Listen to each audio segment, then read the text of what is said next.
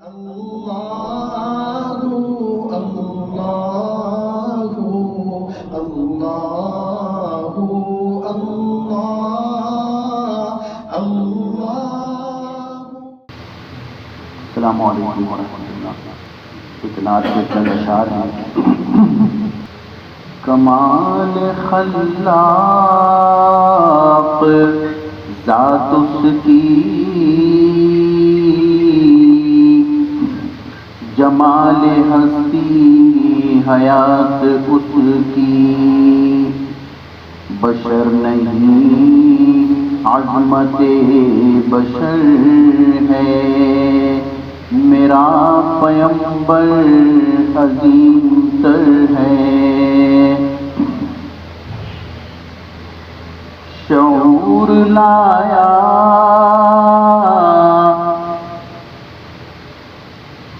کتاب لایا، وہ حشر تک کا نصاب لایا، دیا بھی کامل نظام اس نے، اور آپ ہی انقلاب لایا۔ میرے دوستو، ایک بستی بسانے میں آدمی کی عمر گزر جاتی ہے لیکن بستی بس نہیں سکتی۔ چھوٹی سی سوسائٹی ہے، کتنا عرصہ ہوا؟ کہنے لگے ابھی شروع ہوئی تھی اور اچھے گھر بن گئے ہیں۔ کتنا عرصہ ہو گیا؟ کہنے یہ 95 کی بات ہے، یعنی 30 سال پہلے کی بات ہے۔ 30 سال میں وہ کہہ رہے ہیں کہ یہ کچھ مکان بنے ہیں۔ آپ اللہ تعالیٰ ہمیں لے جائے حج پہ، عمرے پہ، وہاں آپ کھڑے ہو کے ذرا نظارہ کیجیے کہ کس طرح انسانوں کا سمندر ہے۔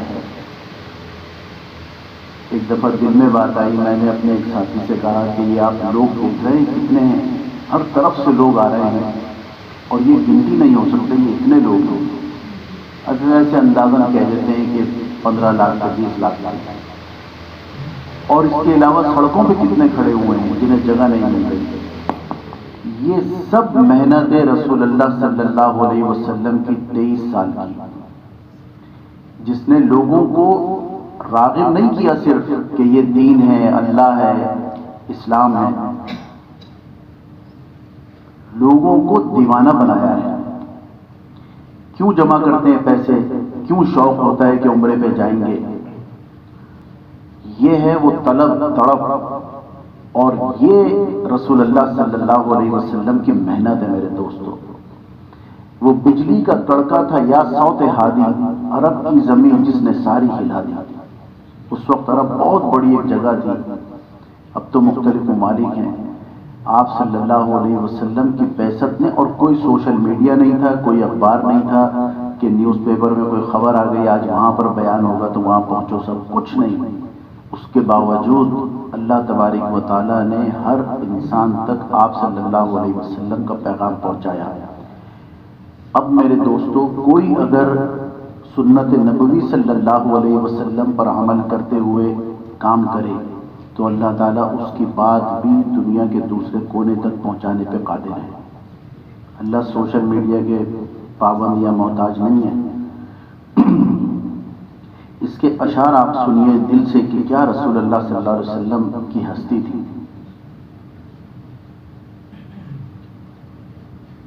وہ علم کی اور عمل کی حد بھی،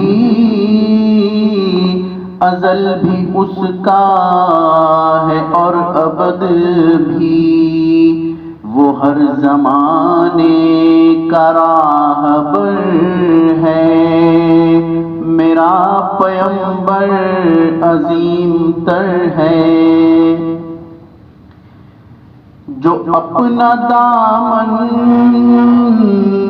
لہو سے بھر لے، مصیبتیں اپنی جان پر لے، جو تیغ زن سے لڑے نہتا، جو غالب آ کر بھی صلح کر لے، فتح مکہ جب ہوئی یہ وہ وقت تھا کہ اب آوازیں آ رہی تھیں صحابہ اکرام کے درمیان سے کہ الیوم یوم الملحمہ، آج گوشت سے گوشت ٹکرائے گا، یعنی انسانوں سے انسان ٹکرا جائیں گے۔ آپ صلی اللہ علیہ وسلم نے جب یہ بات سنی تو فرمایا کہ ان لوگوں سے جو یہ کہہ رہے ہیں الیوم یوم الملحمہ، ان سے کہو جا کے کہ یہ کہیں الیوم یوم المرحمہ، آج کا دن تو رحم کا دن ہے، پورا اقتدار ہے، پوری طاقت ہے، لوگ چھپے ہوئے ہیں گھروں میں، پناہ لیے ہوئے ہیں کہ اگر باہر نکلے تو گردن اڑا دی جائے گی۔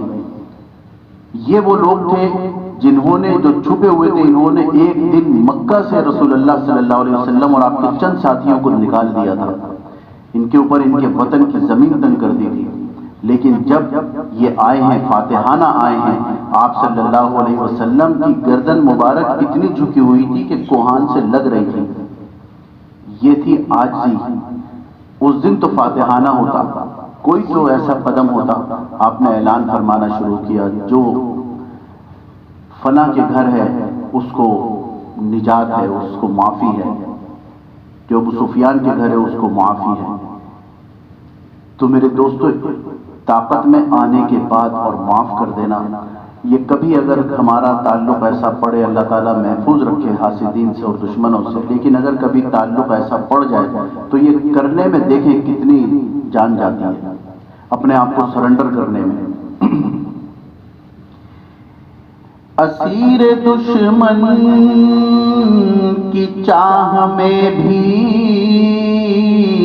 مخالفوں کی نگاہ میں بھی، امی ہے صادق ہے معتبر ہے، میرا پیغمبر عظیم تر ہے۔ اب آپ صلی اللہ علیہ وسلم کے پاس کیا تھا؟ ایک مرتبہ دو فرشتے آسمان سے تشریف لائے اور انہوں نے یہ کہا کہ ایک تشتری تھی ہاتھ میں، رومال ڈھکا ہوا تھا، کہ یا رسول اللہ یہ لے لیجیے، کہ کیا ہے کہ اس میں دنیا و مافیہ کے خزانے ہیں، کیا خزانوں کی کیفیت ہوگی، کوڈ ہوں گے، چابیاں ہوں گی، جو بھی ہوگا۔ آپ صلی اللہ علیہ وسلم نے دوسرے فرشتے جبرائیل علیہ السلام کی طرف دیکھا اور کہا کیا کروں؟ انہوں نے منع کر دیا، اشارہ کر دیا کہ نہیں، آپ نے منع فرما دیا۔ تو کہا مجھے ضرورت نہیں ہے، اور واقعہ یہ تھا کہ کھجور زمین سے اٹھا کے کھائی تھی۔ ابو ہریرہ تم بھی کھاؤ گے؟ کہ نہیں یا رسول اللہ میرا پیٹ بھرا ہوا ہے۔ آپ نے جھاڑی اور اس کو کھا لیا۔ کہا ابو ہریرہ 3 دن سے اس پیٹ میں کچھ نہیں گیا۔ یہ کھجور کھائی ہے، ہم پہ تو میرے دوستوں اگر مکان کا کرایہ دینے کے لیے پیسے نہ ہونا، یقین کریں ایمان سے بغاوت دل میں آ جاتی ہے کہ اتنا نمازیں بھی پڑھ رہے ہیں، روزے بھی رکھ رہے ہیں، اور دیکھو جیب خالی رہتی ہے ہماری، مفلسی ہے۔ کہ ابو ہریرہ 3 دن سے اس پیٹ میں کچھ نہیں گیا۔ یہ واقعہ تھا جس پہ یہ 2 فرشتے آئے تھے۔ تو جب آپ صلی اللہ علیہ وسلم نے منع فرمایا کہ نہیں مجھے نہیں چاہیے، تو کہا پھر شکوہ کیوں کیا تھا؟ یہ شکوہ بھی اللہ کو پسند نہیں آیا کہ 3 دن سے اس پیٹ میں کچھ نہیں ہے۔ میرے دوستو، آپ صلی اللہ علیہ وسلم اگر چاہتے تو کیا خوان آسمان سے اور جنت سے نہیں آ جاتے؟ لیکن ہماری تربیت کرنی تھی کہ ہم یہ کہہ رہے ہوتے کہ وہ تو رسول اللہ تھے، انہوں نے تو دعا مانگی، ان کے تو کام بن گئے، غربت میں ان کا تو کام ہو گیا، ہم کیا کریں، ہماری تو دعائیں بھی قبول نہیں ہوتی، ہمارا اور ان کا کیا؟ یہ بتانے کے لیے امت کو، میرے دوستو بڑی گہری بات ہے یہ بتانے کے لیے آپ نے فاقے کیے ہیں۔ اگر یہ بتانا مقصود نہ ہوتا تو اللہ سے دعا کرتے یا اللہ کھانے بھیج دیجئے، ایک سے ایک کھانے آتے۔ اور اب آپ ایک بات کا اندازہ لگائیے، اس وقت رسول اللہ صلی اللہ علیہ وسلم کی ہستی کا تو ذکر ہی کیا، صحابہ اکرام کی بھی ہستی کا ذکر کیا، تابعین کو بھی چھوڑ دیجیے، تبع تابعین میں بھی اگر یہ پتہ چل جائے ہمیں کہ اس کا تعلق تبع تابعین سے ہے، اس شخص کا تعلق تبع تابعین سے ہے، تو کیا دنیا نہیں اٹھا دیں گے اس کے اوپر؟ کیا دنیا ہاتھوں میں نہیں رکھے گی؟ ہر ملک یہ کہے گا یہ ہستی ہمیں دے دو، اور آج بھی آپ دیکھیں جو واقعی اللہ والے ہیں، جو اللہ کی محبت اور اللہ کی چاشنی جنہوں نے حاصل کی ہوئی ہے، انہیں کسی چیز کی کوئی کمی نہیں ہے۔ بظاہر چاہے وہ تنگ لگتے ہوں، لیکن دل میرے دوستوں اتنا مطمئن ہے۔ ایک بزرگ سے ابھی میں مل کے آیا، سفر رہتا ہے، ایبٹ آباد سے آگے وہ رہتے ہیں، کہ اللہ تعالیٰ نے انہیں نوازا ہے۔ میں نے کچھ خدمت کرنی چاہیے تو منع کر دی کہ نہیں، ہمیں اس کی ضرورت نہیں ہے۔ اور چہرے پہ سکون، اطمینان، عمر بھی بہت عمر رسیدہ، کیا تھا؟ دل میں اللہ تھا۔ جب بات کر رہے تھے صرف توحید کی کر رہے تھے، اور وہ نصیحت بھی یہ فرمائی کہ توحید اور رسالت کو بیان کرو بس۔ تو کوئی تو بات ہوگی ایسی میرے دوستوں۔ اب جو کیا تھا آپ صلی اللہ علیہ وسلم کے پاس، بس ایک مشکیزہ ایک چٹائی، ذرا سے جو ایک چارپائی، بدن بھی کپڑے بھی واجبی سے، نہ خوش لباسی نہ خوش قبائی، یہی ہے کل کائنات جس کی گنی نہ جائیں صفات جس کی، وہی تو سلطان بحر و بر ہے، میرا پیمبر عظیم تر ہے، وہ آدم و نوح سے زیادہ بلند ہمت بلند ارادہ، وہ زہد عیسیٰ سے کوسوں آگے، جو سب کی منزل وہ اس کا جادہ، ہر ایک پیمبر نہاں ہے اس میں، ہجوم پیغمبراں ہے اس میں، وہ جس طرف ہے خدا ادھر ہے، میرا پیمبر عظیم تر ہے۔ الحمدللہ وکفی وسلام علی عبادہ الذین اصطفی، اما بعد، الذين يذكرون الله قياما وقعودا وعلى جنوبهم ويتفكرون في خلق السماوات والارض ربنا ما خلقت هذا باطلا۔ میرا اور اللہ کا جو رشتہ ہے، ہمارا اور اللہ کا جو رشتہ ہے، وہ میرے دوستو اللہ کے ذکر کا ہے۔ اللہ کا ذکر گویا کہ ویلڈنگ کا وہ آلہ ہے جو مجھے اور اللہ کو ایک دوسرے سے جوڑتا ہے۔ اللہ نے اپنے پیاروں کی دو صفتیں بیان فرمائی ہیں کہ ایک وہ ہیں جو ذکر کرتے ہیں اور دوسرے وہ ہیں جو فکر کرتے ہیں۔ یہ دو صفتیں اللہ کے پیاروں کی ہیں۔ اب اگر کوئی اپنے آپ کو دیکھنا چاہتا ہے کہ ہم اللہ کے پیارے ہیں یا نہیں، تو وہ یہ دیکھے کہ ذکر میں اس کا کتنا وقت لگتا ہے اور وہ کتنی فکر کرتا ہے۔ فکر کس چیز کی؟ صحابہ کو فکر ہوتی تھی کہ ہمارا مرنے کے بعد کیا ہوگا، ہمیں فکر یہ ہوتی ہے کہ ہمارے بچوں کا کیا ہوگا۔ یہ فکر نہیں ہوتی کہ بچوں کے بعد بھی بچے، آخر بچے بھی دنیا سے جائیں گے، ان کے بعد ان کا کیا ہوگا۔ ہر بدلتی فللہ الاسماء الحسنی فادعوا بها، اللہ فرماتے ہیں کہ مجھے میرے ناموں سے پکارو، یاد کرو۔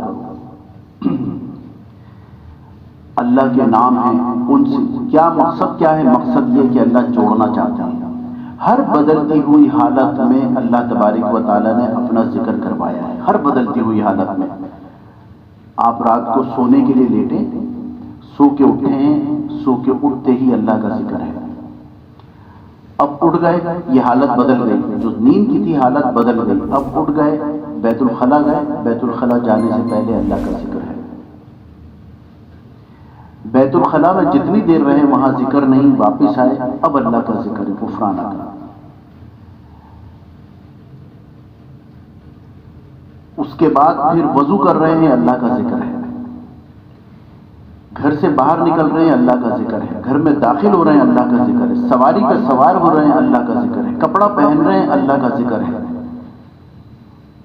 پورے دن کے معمولات ہوئے، ہر بدلتی ہوئی حالت میں اللہ نے اپنا ذکر کروایا۔ اب جب رات کو سو رہے ہیں تو پھر اللہم بسمک اموت واحیا، پھر اللہ نے اپنا ذکر کروایا۔ میرے دوستو، اللہ اپنے آپ سے جوڑنا چاہتے ہیں، وہ تو اتنے رحیم ہیں، جس کو ضرورت نہیں ہے جوڑنے کی وہ جوڑنا چاہ رہا ہے میرے دوستو۔ اور ہمیں جو ہر لمحے محتاج ہیں، ایک سانس کے محتاج ہیں، ہم جڑنا نہیں چاہ رہے، تو یہ کتنی بڑی بد نصیبی ہے ہماری۔ آج ایک تو یہ ذکر کے مسئلے پہ تھوڑی سی، ذکر کے معاملے پہ آپ سے بات کرنی تھی کہ اللہ تعالیٰ کا ذکر کثرت سے کریں ہر اس میں، اسی لیے ہم سے بسم اللہ الرحمن الرحیم کی رٹ لگوائی ہے، ہر کام سے پہلے بسم اللہ۔ اور دوسری بات میرے دوستو، جو یہ اختلافی معاملات ہیں، ان اختلافی معاملات سے اپنے آپ کو پیچھے رکھنا۔ آپ صلی اللہ علیہ وسلم صحابہ اکرام کے ساتھ تشریف لے جا رہے تھے، آپ نے فرمایا لا یصلین احد الا فی بنو قریظہ، تم میں سے کوئی نماز نہ پڑھے جب تک کہ ہم بنو قریظہ نہ پہنچ جائیں۔ آپ صلی اللہ علیہ وسلم کا خیال تھا کہ ہم عصر تک انشاءاللہ عصر کا وقت ہوگا وہاں پہنچ جائیں گے، بنو قریظہ ایک جگہ تھی، لیکن راستے میں تاخیر ہو گئی۔ کچھ صحابہ نے کہا کہ عصر کا وقت جا رہا ہے، اب کیا کریں؟ تو انہوں نے جلدی سے نماز پڑھ لی۔ کچھ صحابہ نے آپس میں بات کی کہ ہم کیا کریں؟ تو ایک صحابی نے بڑی عجیب بات کی میرے دوستوں، انہوں نے کہا وہ جو آگے جا رہی ہے ہستی وہ کون ہے؟ کہا محمد صلی اللہ علیہ وسلم۔ کہ ہمیں پتا تھا اللہ کون ہے؟ کہ نہیں۔ ہمیں پتا تھا اسلام کیا ہے؟ کہ نہیں۔ کہ نہیں، انہوں نے بتایا ہمیں، انہوں نے کہا اللہ ہے، انہوں نے بتایا اسلام ہے، اسلام کس حالت میں ہے، ہمیں کیا کرنا ہے۔ بس اب جو وہ کہہ رہے ہیں اور وہ جو کر رہے ہیں ہم وہ کریں گے، چاہے کچھ بھی ہو جائے ہم وہی کریں گے جو انہوں نے کہا ہے۔ تو اس طبقے نے نماز نہیں پڑھی۔ یہ دونوں پہنچے بنو قریظہ، جنہوں نے نماز نہیں پڑھی تھی یہ تھی فکر۔ یہ کہتے ہیں کہ فلاں کابر صحابی ہمارے ساتھ تھے، انہوں نے بھی پڑھ لی نماز، تو صحیح ہوگا، ٹھیک ہوگا۔ یہ تھی فکر۔ خدمت میں حاضر ہوئے رسول اللہ صلی اللہ علیہ وسلم کی اور کہا یا رسول اللہ، کچھ لوگ ایسے ہیں جنہوں نے نماز پڑھ لی۔ اب یہ فکر مند تھے نا کہ انہوں نے تو نہیں پڑھی، پتہ چلا کہ ان کا درجہ بڑھ گیا ہم سے۔ کچھ لوگوں نے نماز پڑھ لی عصر کی۔ آپ صلی اللہ علیہ وسلم نے فرمایا بہت اچھا کیا انہوں نے، اور پھر کہا کہ یا رسول اللہ ہم نے نماز نہیں پڑھی۔ کہا تم نے بھی بہت اچھا کیا۔ دونوں کی تعریف فرمائی۔ یہ ایک ایسا مسئلہ تھا جو سر اٹھاتا، لیکن آپ نے دونوں کی تعریف فرمائی، دونوں کو صحیح فرمایا کہ دونوں نے صحیح کیا۔ اب بہت ساری باتیں ایسی ہیں جس میں ہمارا حاصل وصول ہمیں کچھ نہیں ہے۔ بالفرض مثال کے طور پہ وتر کی رکعت کچھ لوگ کہتے ہیں ایک ہے، کچھ تین ہے۔ آپ تین کے قائل ہیں، آپ تین پڑھتے رہیں، اپنے اس کو ذرا سا بھی متزلزل نہ کریں کہ پتہ نہیں ہم صحیح ہیں نہیں ہیں، ٹھیک ہے۔ جو اس کے قائل ہیں کہ دو الگ رکعت پڑھ لی ایک الگ پڑھ لی، ان سے بھی بحث کرنے کی گنجائش نہیں ہے۔ بحث جن کا شعبہ ہے انہیں کرنے دیجیے، یہ بڑوں کا ہے، علماء اکرام کا ہے۔ بھائی ہمیں تو یہ بتایا، اب وہ اگر دلیلیں دیں کہنے لگے ہمیں دلیلوں کو بھی نہیں معلوم، ہم تو بھائی تین پڑھتے ہیں تین پڑھیں گے۔ جو دو الگ الگ دو اور ایک پڑھتے ہیں وہ اگر یہ کہیں، کوئی کہے کہ بھئی اس طرح پڑھنی چاہیے دو اور ایک، تو ان سے کہیں وہ بھی ٹھیک ہے۔ یہ جن کا مسئلہ ہے یہ انہیں بحث کرنے دیں، ہمارا یہ مسئلہ ہی نہیں ہے کہ مناظرہ تھوڑی کریں گے ہم دو قدم پہ۔ تو کوئی اور یہ اختلاف جو ہے یہ رحمت ہے کہ آمین بالجہر کہیں یا نہیں۔ آپ بالفرض بالجہر کہتے ہیں، دوسرا بالسر کہتا ہے، اس کو کچھ کہنے کی ضرورت نہیں ہے، ٹھیک ہے۔ اپنے کو بزرگوں کا قول ہے کہ اپنے عقیدے کو چھوڑو مت اور دوسرے کے عقیدے کو چھیڑو مت، بس یہ ہے کامیابی کا کلیہ۔ تو میرے دوستو، ایک بات یہ کہ اختلافی باتوں سے اپنے آپ کو بچانا، اور دوسری بات یہ کہ اللہ کے ذکر سے اپنے آپ کو اللہ سے جوڑنا، بس یہ ہے میری کامیابی۔ وآخر دعوانا ان الحمدللہ رب العالمین۔ مفتی صاحب، میں یہ تمہیدی بات کرتا ہوں، میں آپ کو سچ بتاؤں، جو یہ ہماری اتوار کی مجلس ہوتی ہے، یہاں محفل ہوتی ہے، اس میں دل کی ایک کیفیت ہوتی ہے۔ جمعے میں تو وہ تو ایک روٹین لگتا ہے، اور اس میں وقت کا بھی وقت کی قید ہوتی ہے کہ اتنے بجے جماعت ہوگی۔ یہاں پر میں ذرا سا اپنے آپ کو پرسکون محسوس کرتا ہوں کہ وقت کی بھی کوئی قید نہیں، اور آپ حضرات کی بھی چھٹی ہے، اور میں آپ کو سچ بتاؤں، ہم سب میں پیاس ہے۔ اب اس پیاس کو بجھانی ہے۔ یہ پیاس بجھانے کے، مفتی صاحب نے ایک دفعہ کہا تھا کہ 48 بیانات ہوتے ہیں اتوار کو، مان لیا، یہ میں اپنی طرف سے کہہ رہا ہوں، مان لیا کہ 10 میں ناغہ ہو گیا، کسی وجہ سے نہیں آ سکے، 40 ہیں۔ 40 باتیں ایک سال میں ہمیں ملتی ہیں، 40 باتیں میرے دوستوں۔ اب آپ ان 40 باتوں میں چند کو گن لیجیے۔ آج ہم نے ذکر کا سنا، اب ایک ہفتے تک ذکر، جہاں پر بھی خاموش بیٹھے وہاں کوئی نہ کوئی اللہ کا ذکر شروع کریں، دماغ چلے گا نہیں، ورنہ دماغ منتشر رہتا ہے۔ اللہ کا ذکر، درود شریف کثرت سے، استغفار، یہ دو تین دفعہ پڑھ لیجیے۔ دوسری، ہم نے ایک نشست میں یہ بھی سنا کہ لا تغضب، غصہ نہیں کرنا۔ اب ناجائز چیزوں میں غصہ نہیں کرنا، جائز میں آئے گا ضبط کرنا ہے۔ جائز کیا مطلب؟ کہ آپ گھر کا ایک قاعدہ ہے کہ جوتے وہاں اتارنے چاہیے، بچوں نے اس جگہ نہیں اتارے تو آپ غصہ کر رہے ہیں، نہیں، سمجھاتے رہیں، پیار سے سمجھاتے رہیں، پیار سے سمجھائیں، ضرور ایک دن اثر، اور پھر دل میں دعا بھی کریں، یا اللہ میرے بچوں کی تربیت نہیں ہو پا رہی، یہ کہنا ہی نہیں مان رہا ہے، اللہ سے تو رجوع کریں۔ ہم سارا کا سارا اپنے اوپر کر لیتے ہیں، سر میں بھی درد ہو جاتا ہے، بچے موبائل نہیں وہ کر رہے، اللہ سے کتنا رجوع کیا، منع کرنے سے پہلے اللہ سے تعلق کہ یا اللہ میرے بچے موبائل کی لت میں، ان کو اس سے چھڑا دیجیے، اور پھر بچوں کو پیار سے سمجھاؤ، بیٹا ایک وقت ہوتا ہے، بیٹا ایک، آہستہ آہستہ آرام سے، کبھی غصہ بھی تھوڑا بہت کر لیا تو غصہ نہ کرنا، لا تغضب۔ پھر ہم نے ایک یہاں پر یہ بھی سیکھا، لا تسبوا احدا، کسی ایک کو بھی گالی نہ دو۔ جس زبان سے اللہ کا ذکر ہو میرے دوستو، اس زبان سے گالی ہو۔ دیکھیں آپ صلی اللہ تبارک و تعالیٰ نے اور رسول اللہ صلی اللہ علیہ وسلم نے جو کہا یہ کرو وہ دین کا حصہ ہے، اور جو کہا یہ نہ کرو وہ حرام کے زمرے میں ہے۔ اور بعض اوقات نہ ماننے پر، ہر دھرمی پر انسان دائرہ اسلام سے خارج ہو جاتا ہے۔ بھائی گالی نہیں دو، بری بات ہے، آپ صلی اللہ علیہ وسلم نے منع کیا، مجھے بھی پتا ہے منع کیا ہے، بہت آئے سمجھانے والے، یہ سب الفاظ نکلتے ہیں نا، اس کا مطلب ہٹ درمی ہے کہ آپ صلی اللہ علیہ وسلم کی بات آ گئی اور پھر بھی ہٹ درمی ہے۔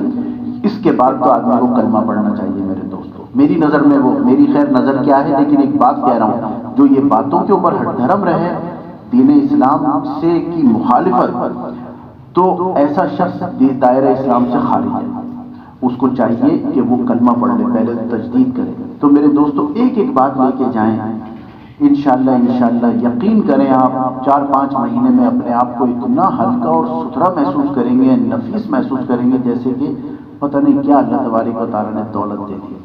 وآخر دعوانا الحمدللہ رب العالمین۔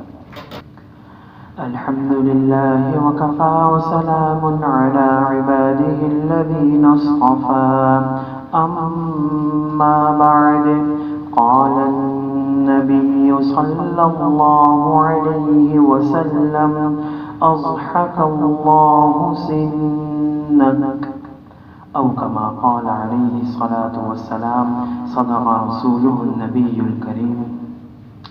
السلام علیکم ورحمۃ اللہ وبرکاتہ۔ بہت احسن انداز میں، بہت نفیس انداز میں حضرت ڈاکٹر سید عبداللہ عامر صاحب ادام اللہ فیوزہم یعنی میرے ماموں جان گفتگو فرما رہے تھے، اور میں سمجھتا ہوں کہ آج کی جو نشست ہے الحمدللہ اللہ کے فضل سے، تو یہ جملہ تو شاید بوجھ نہ ہو جائے، لیکن پیش کر ہی دیتا ہوں کہ حق ادا ہو گیا۔ تو ہر مجلس میں اگر کوئی بات لے جائیں تو انشاءاللہ الرحمن حضرت انسان بن جائے گا۔ ابھی تو نام ہمارا کیا ہے؟ انسان، لیکن صفات شاید انسانوں والی نہیں، لیکن جب یہ باتیں جو ابھی پیش فرما رہے تھے بزرگوار، اگر یہ باتیں ہم اختیار کر لیں تو انشاءاللہ الرحمن اسم با مسمہ ہو جائیں گے۔ اسم با مسمہ کا مطلب عربی کا مقولہ ہے، مطلب جیسا ہونا چاہیے ویسے ہو گئے۔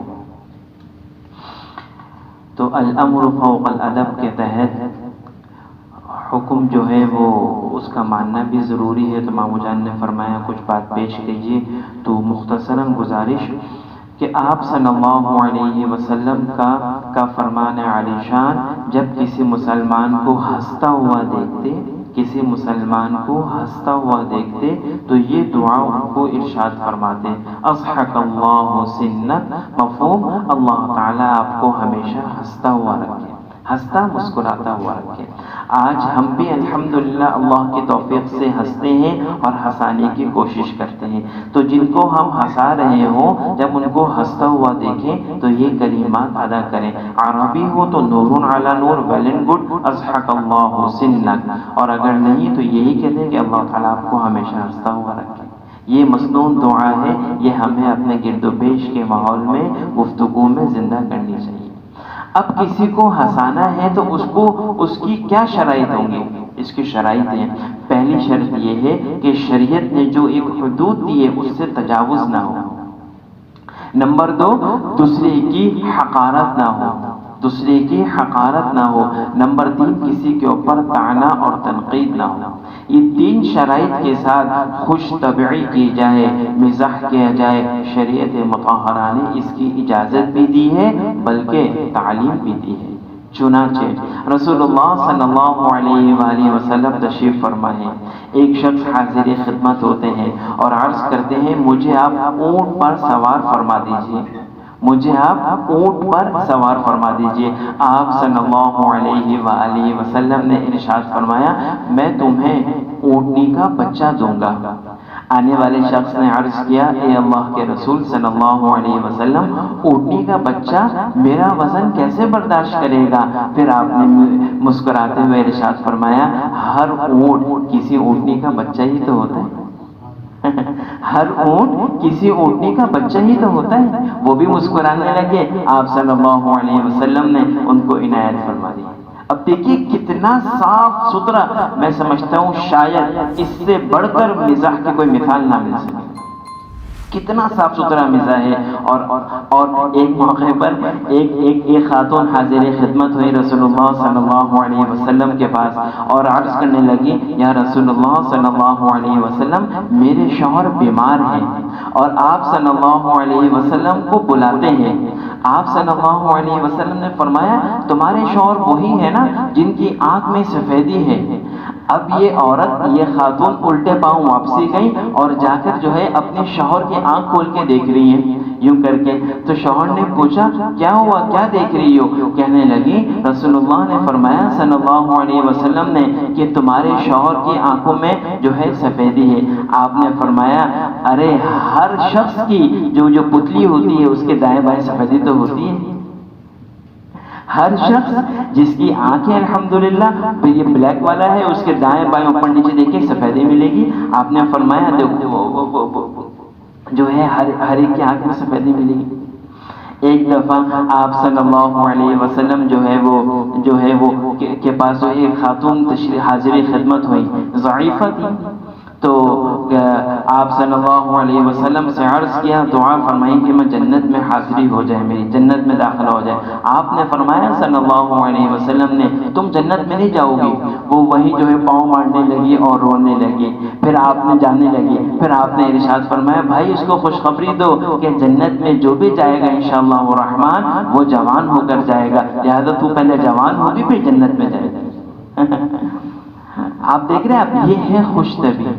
آج ہم بھی خوش طبی کرتے ہیں، آج ہم بھی گفتگو کرتے ہیں ہنسانے کے لیے، الا ماشاء اللہ استثناء ہر جگہ پر ہے، لیکن کسی کو فٹ بال کرۃ القدم بناتے ہیں، کرۃ القدم فٹ بال کو کہا جاتا ہے، کسی کو فٹ بال بناتے ہیں، کسی کو گیند بناتے ہیں، اور کسی نے تو یہاں تک کا جب تک وہ نہیں آتے مزہ ہی نہیں آتا گفتگو۔ کیوں فٹ بال نہیں ہوتی نا، کس کو نشانہ بنائیں، کس کے اوپر بات رکھیں، کس کو ہٹ کریں، اور ساری مجلس جو ہے اللہ کی نافرمانی میں ہو رہی ہوتی ہے۔